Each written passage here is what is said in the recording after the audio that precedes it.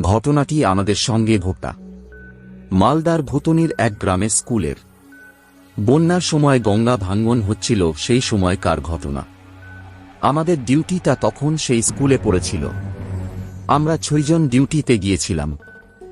আমি, অসিত দা, অসীম, প্রশান্ত, পাপ্পু আর একজন সরোয়ার, সঙ্গে রথিন দা। স্কুল এর ভেতর আমাদের থাকার ব্যবস্থা করা হয়েছিল। নিজেই আমরা রান্না বান্না করে খাওয়া দাওয়া করে সবকিছু ঠিকঠাক করে সন্ধ্যার বেলা গ্রামের মধ্যে ঘুরতে বেরোলাম। রাতে এসে সবাই একসঙ্গে সিঁড়ির কাছে বসে গল্প করছিলাম। রাত্রি তখন 12টা বাজে।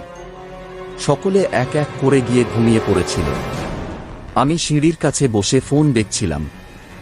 হঠাৎ দেখি সিঁড়ির নিচে কেউ একটা দাঁড়িয়ে। আমি পাশে দেখলাম কেউ নেই, সকলে ঘুমিয়ে পড়েছে। আমি মাথা না তুলে ফোনের লাইটটা জ্বালিয়ে মাথা তুললাম, দেখি কেউ নেই। আমার ভয়ে মাথা কাজ করছিল না। আমি গিয়ে ঘুমিয়ে পড়লাম। পরের দিন সারাদিন ডিউটি করে আবার রাতে যখন খাওয়া দাওয়া করে সবাই বসে আড্ডা মারি সেই সিঁড়ির কাছে, আবার সবাই এক এক করে গিয়ে ঘুমিয়ে পড়ি। আমরা সবাই নিচে ঘুমাতাম একসঙ্গে নিজের নিজের বিছানায়। রাত্রি তখন 12টা বেজে পার হয়ে গিয়েছে।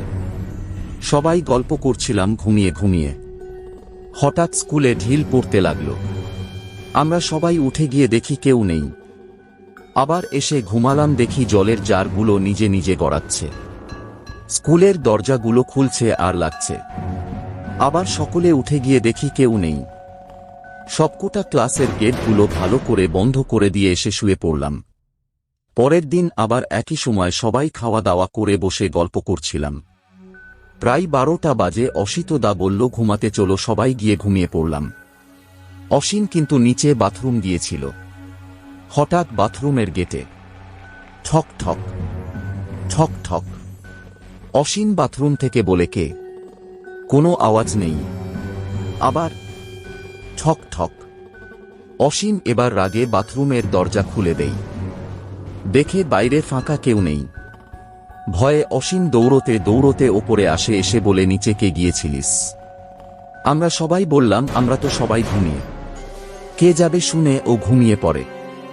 হঠাৎ দেখি ছাদের ওপরে কিছু জন নাচানাচি করছে। রাত্রি তখন প্রায় 1টা বাজে। ধুমধাম আওয়াজ ছাদের ওপর। আমরা সবাই বলছি, কেউ কিছু বলিও না, ঘুমাও।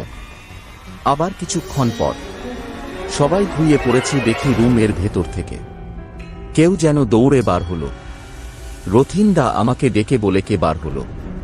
আমি উঠে দেখি সবাই ঘুমিয়ে। আবার শুয়ে পড়লাম। কিছুক্ষণ পর সবার মশারি ধরে কেউ টানাটানি করতে করতে মশারির দড়িগুলো ছিঁড়ে দেয়। সঙ্গে সঙ্গে অসিতদা উঠে পড়ে, সবাইকে উঠায়। অসিত দা রাগে লাল হয়ে গিয়েছিল। সে রেগে রেগে চিৎকার করে বলল, আমরা তোমাদের কি ক্ষতি করেছি? ভদ্রভাবে থাকছি, সহ্য হচ্ছে না। আরো অনেক কথা বলল। আমরা উঠে আবার মশারি টানিয়ে ঘুমিয়ে পড়লাম। আবার দেখি ছাদের ওপর কেউ যেন ইট নিয়ে ঠক ঠক করছে।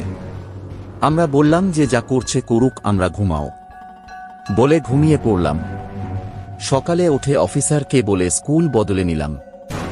সেই দিন যদি থেকে যেতাম তাহলে বড় কিছু বিপদ ঘটে যেত আমাদের সবার সঙ্গে। ঘটনাটি শোনার জন্য ধন্যবাদ।